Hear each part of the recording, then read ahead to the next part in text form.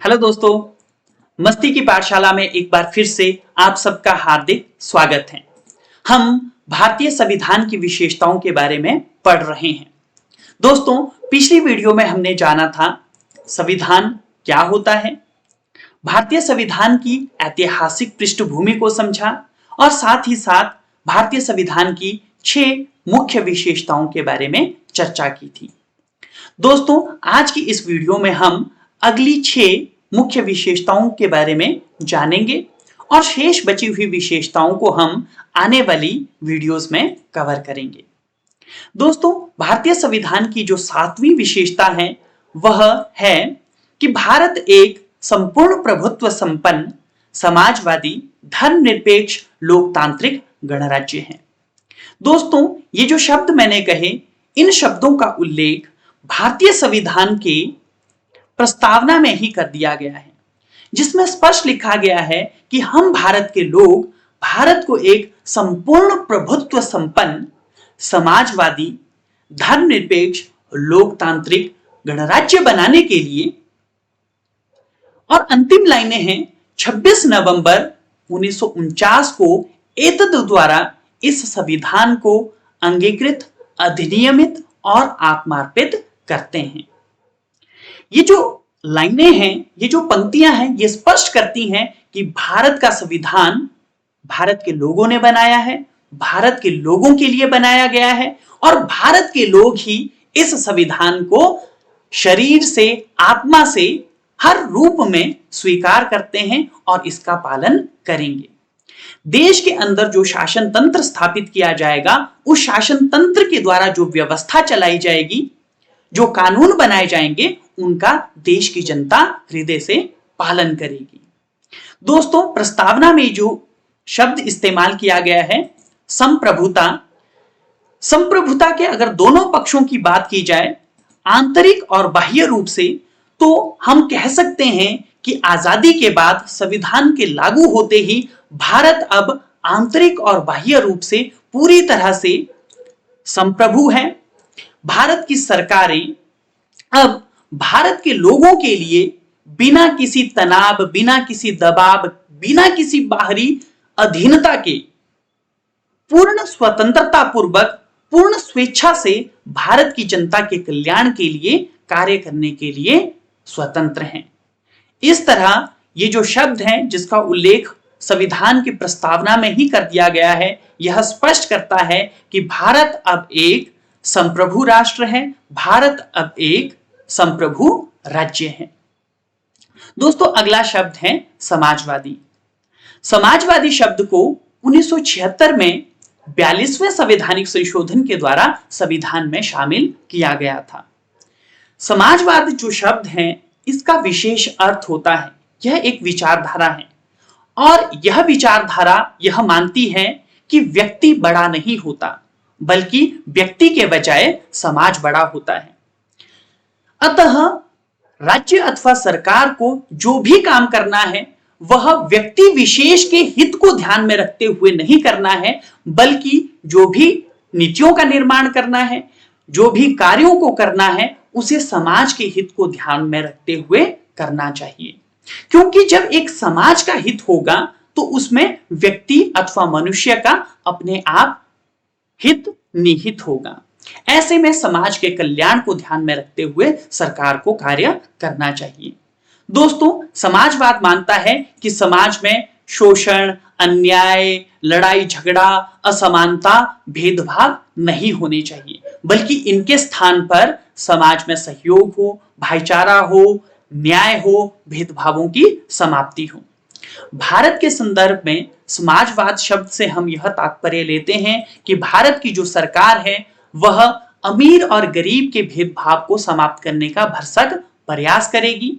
गरीबों के जीवन को ऊपर उठाने के लिए, उनकी मूलभूत सुविधाएं पूरी करने के लिए सरकारों के द्वारा नीतियों का निर्माण किया जाएगा और कार्य किए जाएंगे। दोस्तों, अगला शब्द है धर्मनिरपेक्षता।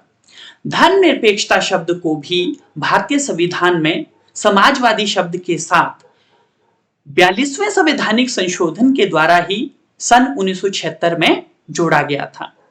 दोस्तों, धर्म के आधार पर तीन तरह के राज्य हो सकते हैं, तीन तरह के देश हो सकते हैं। पहले देश होते हैं धर्मतंत्रीय देश। जिन देशों में किसी धर्म विशेष को राजकीय धर्म घोषित किया जाता है, जिन देशों में राजकीय धर्म के नियमों के आधार पर कानूनों का निर्माण किया जाता है, जिन देशों में उस राजकीय धर्म के विकास के लिए सरकारों के द्वारा विशेष प्रावधान किए जाते हैं, विशेष उपाय किए जाते हैं, कार्य किए जाते हैं, उन देशों को हम धर्मतंत्रीय देश कहते हैं। धर्मतंत्रीय देशों में धर्म विशेष के लोगों को भी विशेषाधिकार प्राप्त होते हैं। उदाहरण के तौर पर पाकिस्तान एक थियोक्रेटिक कंट्री है, जिसमें मुस्लिम धर्म को राजकीय धर्म घोषित किया गया है। इसीलिए पाकिस्तान में सिर्फ और सिर्फ मुस्लिम धर्म का व्यक्ति ही वहां का राष्ट्रपति बन सकता है। पाकिस्तान की तरह सऊदी अरब, संयुक्त अरब अमीरात या वेटिकन सिटी जैसे लगभग 43 कंट्रीज धर्मतंत्र के आधार पर या धर्म के आधार पर राज्य का शासन चलाते हैं। वो किसी विशेष धर्म को अपना राजकीय धर्म घोषित करते हैं। दोस्तों, अगला जो राज्य होता है, उसमें अगर राज्य में धर्म के विरुद्ध विचारधारा के आधार पर शासन चलाया जाता है, तो ऐसे राज्यों को हम धर्म विरोधी राज्य कह सकते हैं। उदाहरण के लिए जो साम्यवादी अथवा जिसको हम मार्क्सवादी देश कह सकते हैं, उन देशों में किसी भी धर्म को कोई तरजीह नहीं दी जाती है, बल्कि अगर धर्म किसी भी रूप में राज्य के मार्ग में रोड़ा पैदा करता है तो उस धर्म के ऊपर ही अंकुश लगा दिए जाते हैं। धर्म का प्रचार करने के लिए, धार्मिक जीवन जीने के लिए या फिर धार्मिक उपासना पद्धतियों के ऊपर राज्य के द्वारा कई तरह के बंधनों को भी लगाया जा सकता है। उदाहरण के तौर पर चीन में आप पाएंगे उइघुर मुस्लिम संप्रदाय के जो लोग हैं, उनको सरकार के द्वारा प्रताड़ित किया जाता है, उनको उनके धार्मिक जीवन को जीने से रोका जाता है। दोस्तों, तीसरी तरह का जो राज्य होता है, वह राज्य हो सकता है धर्मनिरपेक्ष। धर्मनिरपेक्ष राज्य वह राज्य होता है जिसमें राज्य का अपना कोई धर्म नहीं होता। न तो किसी धर्म विशेष के विकास के लिए, प्रोत्साहन के लिए राज्य काम करता है, न तो किसी धर्म विशेष का उस राज्य के द्वारा विरोध किया जाता है। भारत एक धर्मनिरपेक्ष राज्य है, अतः भारत का अपना कोई धर्म नहीं है। किसी धर्म विशेष के लिए भारत में सरकारें कार्य नहीं करती हैं। लेकिन हां, यहां विशेष तौर पर यह याद रहे कि राज्य का अपना कोई धर्म नहीं है। राज्य धार्मिक आधारों पर किसी से कोई भेदभाव नहीं कर सकता। राज्य को कानून के अनुसार शासन चलाना होगा और कानून की नजर में सभी लोग बराबर हैं। लेकिन हां, जनता का अपना धर्म हो सकता है और भारत में जनता का अपना धर्म, जनता को अपने धर्म को मानने की आजादी है। भारतीय संविधान के आर्टिकल नंबर 25, 26, 27 और 28 के तहत भारतीय नागरिकों को धार्मिक स्वतंत्रता के अधिकार हैं, जिसके तहत वे किसी भी धर्म को मान सकते हैं, उसके अनुसार अपना जीवन यापन कर सकते हैं, उस धर्म विशेष के प्रचार प्रसार के लिए संस्थाओं का, संगठनों का निर्माण कर सकते हैं। तो इस तरह स्पष्ट है कि भारत एक धर्मनिरपेक्ष राज्य है। दोस्तों, अगला शब्द है लोकतांत्रिक। भारत एक लोकतांत्रिक देश है। लोकतंत्र क्या होता है? इब्राहम लिंकन ने बहुत शानदार इसकी परिभाषा दी है। उनके अनुसार लोकतंत्र जनता का, जनता के लिए जनता द्वारा शासन होता है। भारत चूंकि एक लोकतंत्र है, इसलिए भारत में भी जनता के द्वारा अपने प्रतिनिधियों का चुनाव एक निश्चित समय तक के लिए किया जाता है। ये चुने हुए प्रतिनिधि उस निश्चित समय सीमा के भीतर जनता के कल्याण के लिए, जनता की इच्छा के अनुसार कार्य करते हैं। दोस्तों, भारत में केंद्र सरकार हो, राज्य सरकारें हो या फिर स्थानीय सरकारें, इन तीनों ही स्तरों के ऊपर लोकतांत्रिक व्यवस्था यहां प्रचलित है। जनता चुनावों में अपने प्रत्याशियों को मतदान करती है। जो प्रत्याशी बहुमत हासिल करता है, वह फिर निश्चित समय अवधि के लिए जनसेवा करता है। हमारे लिए यह गर्व की बात है कि भारत दुनिया का सबसे बड़ा लोकतांत्रिक देश है। दोस्तों, अगला शब्द है गणराज्य। गण का अर्थ होता है जनता और राज्य ऐसा राज्य जहां पर जनता का राज हो, उसे हम गणराज्य कहते हैं। दोस्तों, राजनीति शास्त्र की तकनीकी भाषा में गणराज्य का विशेष अर्थ लिया जाता है। इस विशेष अर्थ को समझने के लिए हमें शासन के ढांचे को समझना चाहिए। शासन के ढांचे में सबसे नीचे जनता होती है, उससे ऊपर अधिकारी होते हैं, अधिकारियों से ऊपर मंत्रीगण होते हैं, लेकिन इनसे ऊपर भी कोई व्यक्ति होते हैं जिन्हें हम देश का प्रथम व्यक्ति, प्रथम नागरिक, राष्ट्रपति, प्रेसिडेंट या फिर कुछ देशों में सम्राट या राजा भी कह सकते हैं। दोस्तों, ये जो प्रथम व्यक्ति होता है, जो शासक होता है, यह अगर जनता के द्वारा प्रत्यक्ष या अप्रत्यक्ष रूप से एक निश्चित समय अवधि के लिए चुना जाता है, तो ऐसे देशों को हम गणराज्य कहते हैं। भारत एक गणराज्य है क्योंकि भारत में राष्ट्रपति को जनता के द्वारा निश्चित समय अर्थात 5 वर्ष तक के लिए जनता द्वारा अप्रत्यक्ष रूप से निर्वाचित किया जाता है। हालांकि भारत में कोई व्यक्ति पुनः राष्ट्रपति बनने का योग्यता और अधिकार रखता है, लेकिन पुनः किसी व्यक्ति को राष्ट्रपति अगर बनना है अर्थात 5 वर्ष से अधिक समय तक के लिए राष्ट्रपति रहना है, तो उस व्यक्ति को पुनः चुनाव लड़ना पड़ेगा, पुनः चुनावों में जीतना पड़ेगा। पुनः अगर कोई व्यक्ति चुनाव जीतता है तो वह व्यक्ति पुनः राष्ट्रपति बन सकता है। दोस्तों, अगली जो विशेषता है वह है भारत एक संसदीय शासन प्रणाली वाला देश है। भारत में संसदीय शासन व्यवस्था इंग्लैंड के संविधान से आदर्श के रूप में ली गई है। दोस्तों, शक्तियों के पृथक्करण के सिद्धांत के आधार पर अर्थात सेपरेशन ऑफ पावर के सिद्धांत के आधार पर 2 तरह के शासन हो सकते हैं। पहला है संसदीय शासन और दूसरा होता है अध्यक्षात्मक शासन।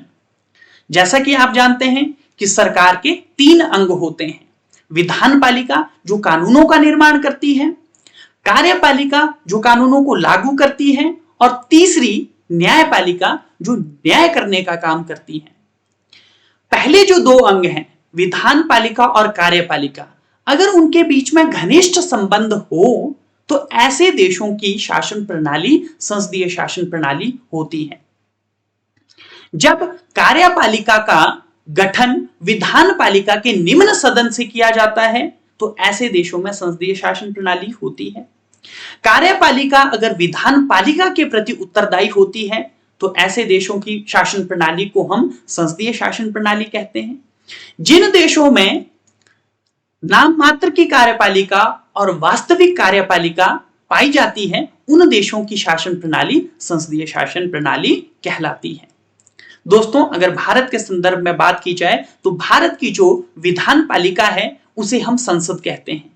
संसद के 2 सदन हैं, राज्यसभा तथा लोकसभा। लोकसभा भारत की संसद अर्थात विधानपालिका का निम्न सदन है।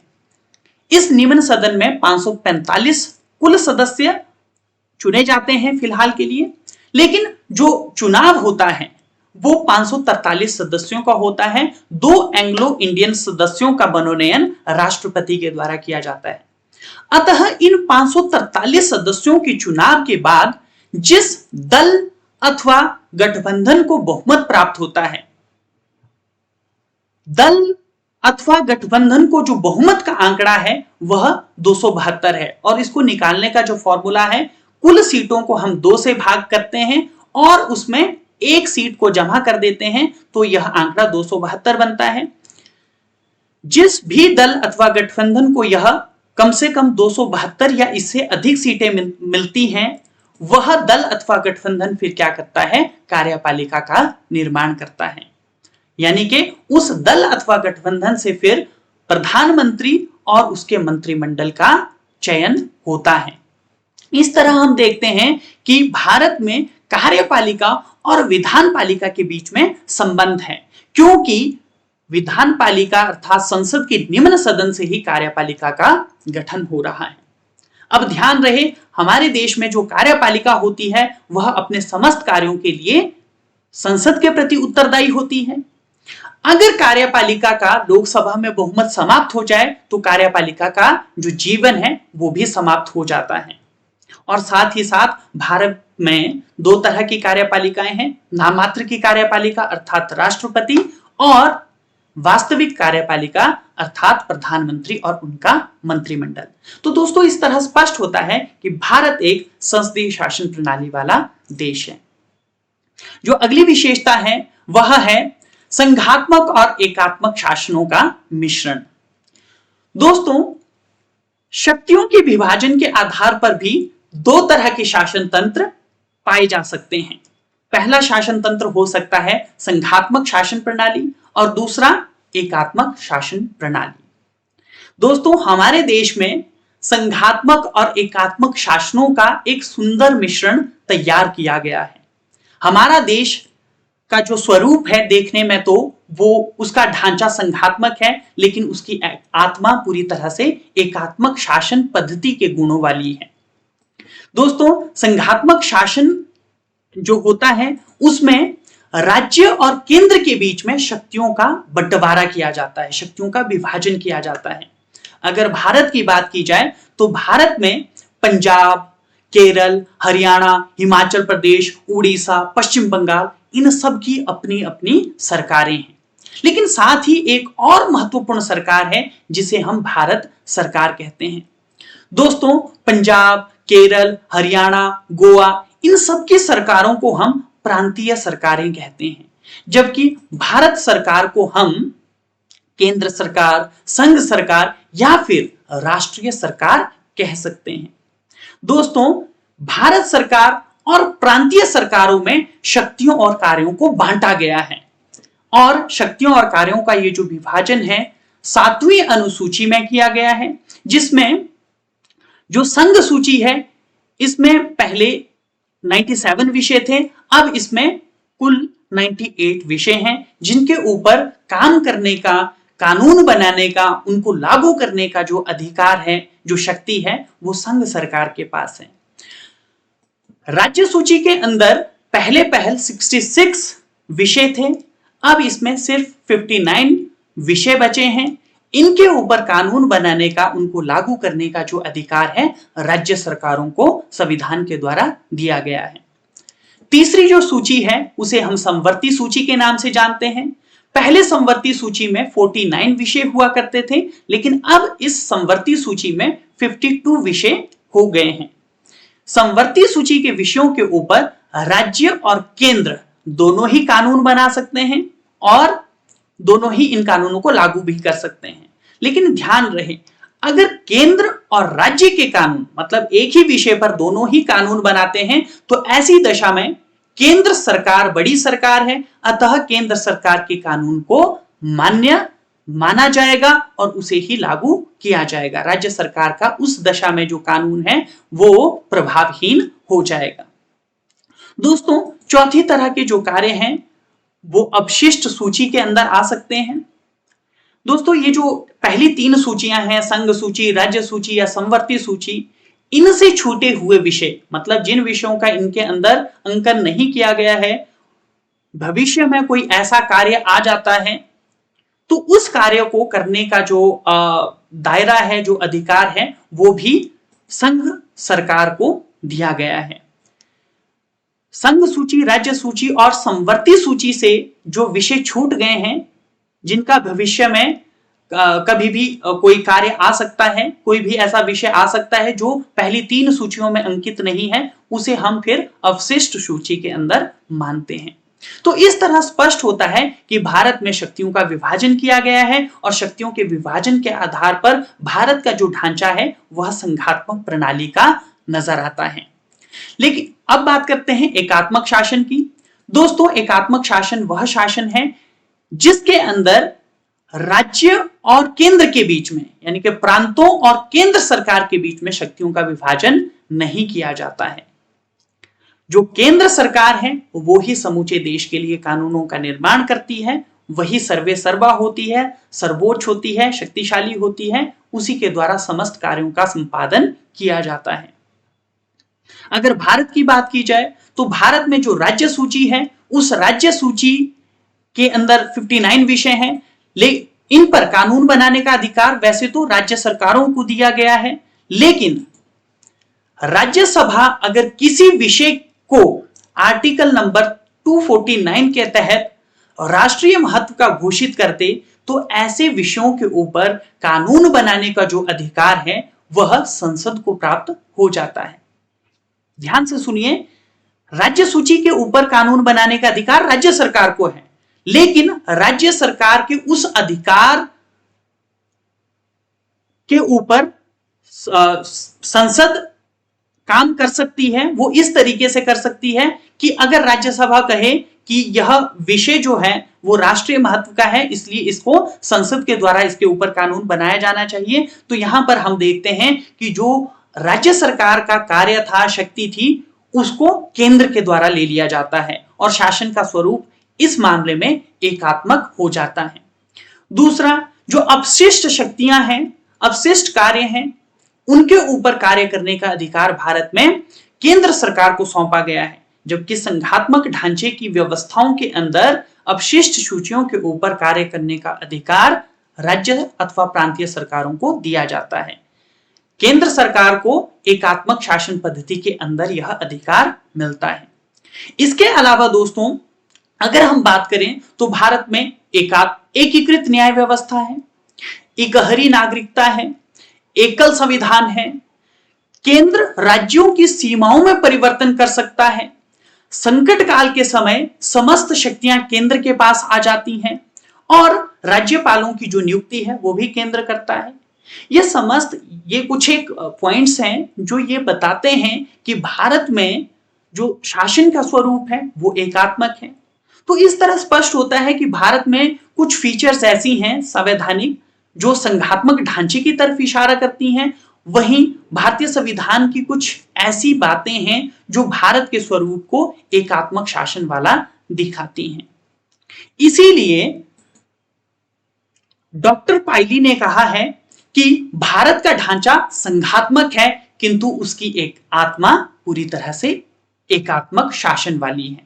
तो इस तरह हम कह सकते हैं भारत में संघात्मक और एकात्मक जो शासन पद्धतियां हैं उनका एक शानदार मिश्रण तैयार किया गया है। दोस्तों, अगली जो विशेषता है वह है भारत में इकहरी नागरिकता नागरिकों को प्रदान की गई है। इकहरी नागरिकता का विचार इंग्लैंड के संविधान से लिया गया है और इंग्लैंड एक एकात्मक शासन वाला देश है।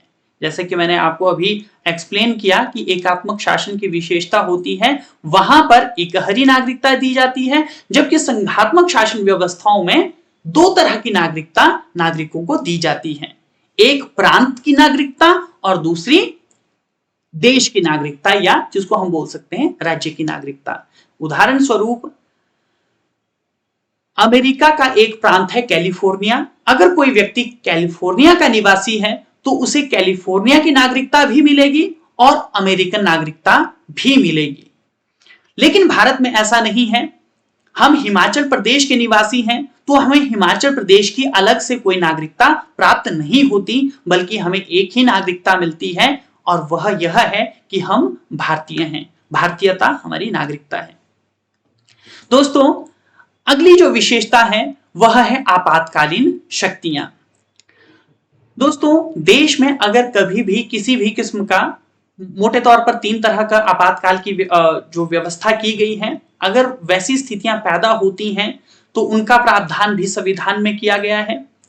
अनुच्छेद 352 में कहा गया है कि अगर युद्ध, बाह्य आक्रमण, सशस्त्र विद्रोह की आशंकाएं पैदा होती हैं तो ऐसी स्थिति में संपूर्ण देश में अथवा देश के किसी भाग के अंदर राष्ट्रीय आपातकाल लगाया जा सकता है।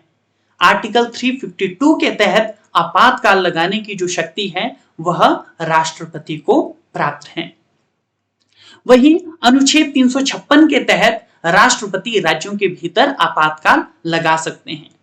अगर किसी भी राज्य में संवैधानिक जो व्यवस्था स्थापित की गई है वह किसी भी रूप में उसको ठेस पहुंचती है, तो ऐसी अवस्था में राष्ट्रपति उस राज्य के भीतर आपातकाल लगा सकते हैं।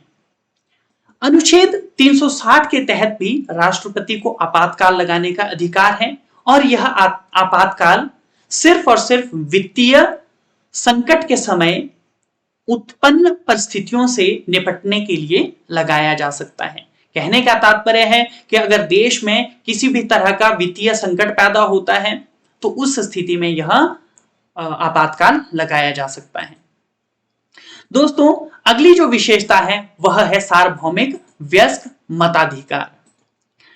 दोस्तों, भारतीय संविधान के भाग 15 अनुच्छेद 325 और 326 के तहत भारतीय नागरिकों को सार्वभौमिक वयस्क मताधिकार प्रदान किया गया है। सार्वभौमिक वयस्क मताधिकार के अनुसार जिस भी व्यक्ति की, वो चाहे महिला है चाहे पुरुष है, अगर उम्र 18 वर्ष या 18 वर्ष से अधिक हो गई है तो उसे बिना किसी भेदभाव के, ना कोई धर्म का भेद, ना जाति का भेद, ना लिंग का भेद, ना रंग का भेद, ना स्थान का भेद, ना भाषा, किसी भी भेद के आधार पर, अर्थात किसी भी भेदभाव के आधार पर, बिना भेदभाव के यह सार्वभौमिक वयस्क मताधिकार का अधिकार प्राप्त होगा। दोस्तों, जब हमारे देश का संविधान तैयार हुआ था, लागू हुआ था 1950 में, तो सार्वभौमिक वयस्क मताधिकार के लिए जो आयु निर्धारित की गई थी वह 21 वर्ष थी। लेकिन 1988 में हुए 61वें जो अमेंडमेंट है, संविधान संशोधन है, उसके द्वारा 21 वर्ष से आयु को घटाकर 18 वर्ष कर दिया गया था और यह प्रावधान 1989 में लागू कर दिया गया था। अगर भारत के साथ अन्य देशों की तुलना की जाए या अन्य देशों की भारत के साथ तुलना की जाए तो हम पाते हैं कि विकसित देशों के अंदर भी सार्वभौमिक वयस्क अधिकार देने में देशों ने बहुत ज्यादा देरियां की हैं। कई देशों में महिलाओं को मताधिकार नहीं मिला है, कुछ देशों में रंग के आधार पर भेदभाव किए गए हैं। गोरे लोगों को मतदान का अधिकार मिलता था, जबकि काली त्वचा, काले रंग के लोगों को मतदान का अधिकार बहुत देरी से प्राप्त हुआ है। लेकिन भारत में ऐसा भेदभाव कभी भी किसी भी रूप में आजादी के बाद किसी के साथ नहीं हुआ है। दोस्तों, आज की इस वीडियो में हमने भारतीय संविधान की 6 मुख्य विशेषताओं के बारे में जाना। मैं समझ सकता हूं कि ये जो विशेषताएं हैं ये काफी समझने में समय लगाती हैं, क्योंकि ये जो टेक्निकल वर्ड्स हैं इनका बहुत ज्यादा अर्थ है, गूढ़ मतलब है और उसको समझने के लिए आपको थोड़ा समय लग सकता है। लेकिन आप चिंता मत करिएगा, हम आने वाले समय में हर विषय के ऊपर वीडियो बनाने की कोशिश करेंगे और तब आपको ये चीजें और बेहतर तरीके से समझाने का प्रयास किया जाएगा। अब आप कमेंट बॉक्स में कुछ एक प्रश्नों का उत्तर देंगे। पहला प्रश्न है, वित्तीय संकट के उत्पन्न होने पर किस अनुच्छेद के तहत राष्ट्रपति आपातकाल लगा सकते हैं? दूसरा प्रश्न है आपका, किस संवैधानिक संशोधन के द्वारा मतदान करने की आयु को घटाकर 18 वर्ष कर दिया गया था? और अंतिम जो आपका प्रश्न है वह है, समाजवाद और धर्मनिरपेक्षता शब्द को कब और किस संशोधन के द्वारा संविधान में शामिल किया गया था? दोस्तों, वीडियो देखने के लिए आपका धन्यवाद। खूब पढ़ें, आगे बढ़ें और हमारे साथ इसी तरह मस्ती की पाठशाला में जुड़े रहें। धन्यवाद।